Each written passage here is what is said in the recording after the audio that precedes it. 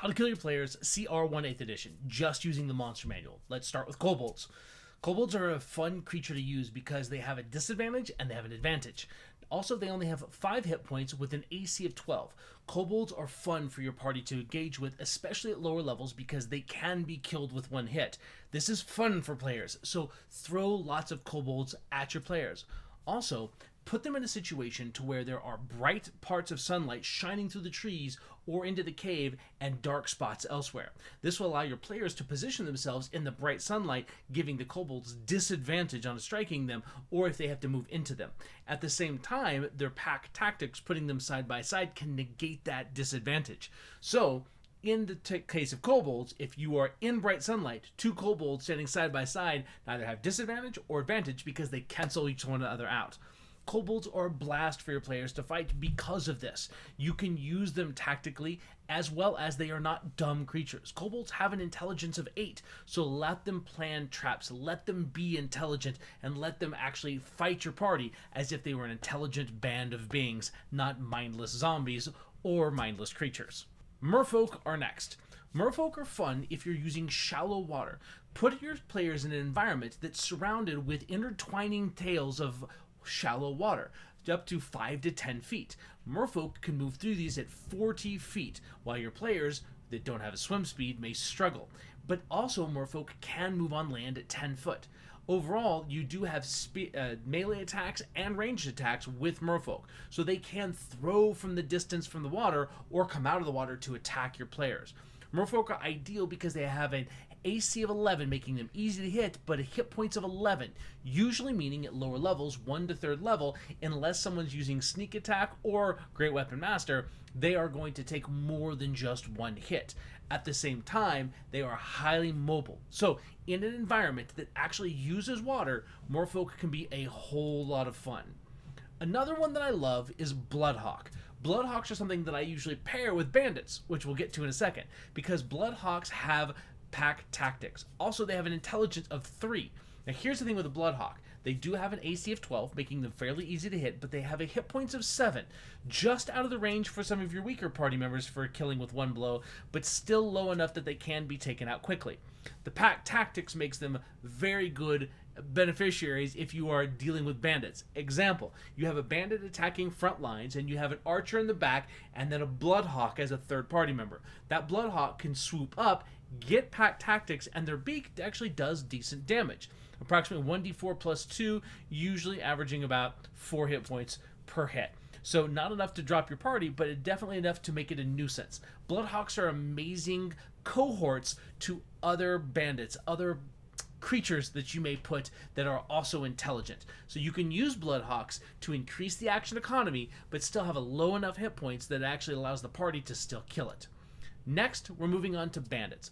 Here's the thing with bandits. Killing your players with bandits is all about action economy. They have scimitars, they have light crossbows, so they can be up close and they can be farther away. Also, with an AC of 12 and hit points of 11, they're at a 1st or 2nd level party not going to drop immediately. However, remember something. Bandits aren't there to kill the party. Killing a party is bad for business, because if you kill a bunch of people, people will no longer traverse the route. Bandits are trying to make money. So, teach them as such. If your party starts to drop, allow the bandits a chance to say, do you surrender? Will you pay us? If the bandits start to drop, allow them to run away. This can actually create a couple of different things. Number 1, the party may chase the bandits, which is always fun. Number 2, those bandits may gain reinforcements and hold a grudge and come back later on with maybe a bandit captain, or a party with a couple of Bloodhawks in tow and a couple of bandit hunters. Bandits are intelligent. Their goal is not to kill the party, it's to rob the party. And you can engage in that discussion throughout the time that you're actually fighting it. Now, another CR 1/8 creature that I absolutely love is the Flying Snake. It's a tiny beast, intelligence of 2, but an armor class of 14, hit points of 5. Drops fast, but it has something that's interesting. Flyby. The snake has a fly speed of 60 feet. A ground speed of 30, and a swim speed of 30, allowing it to move across and above any terrain it sees fit. But the flyby allows it to actually fly past a target, make an attack, fly away from the target, and not engage in attack of opportunity. Now, its bite only does 1d1 piercing damage. However, it does an additional 3d4 poison damage, making this thing a beast of a snake to deal with a first level party. I always like using flying snakes, especially if I'm using cultists. Imagine cultists throwing 3 flying snakes into the air, and those flying snakes coming rushing to your party. Flying snakes are something that's also fun to be used in addition to your normal engagement. Finally, we come up with the Sturge. The Sturge have an AC of 14 and a hit points of 2. They drop fast, but they are a fun creature to throw lots of at your party. Just remember, if your party hit them, they drop dead.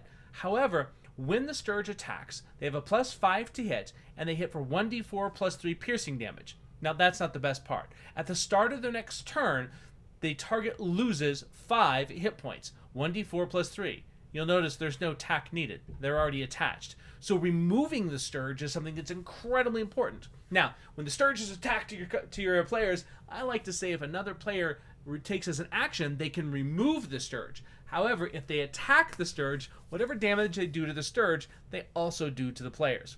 So these are some 1/8 CR creatures that are a whole lot of fun to throw at your party. Just remember, these are great creatures in the greater scheme of things to add and add and add if you need to equal the action economy.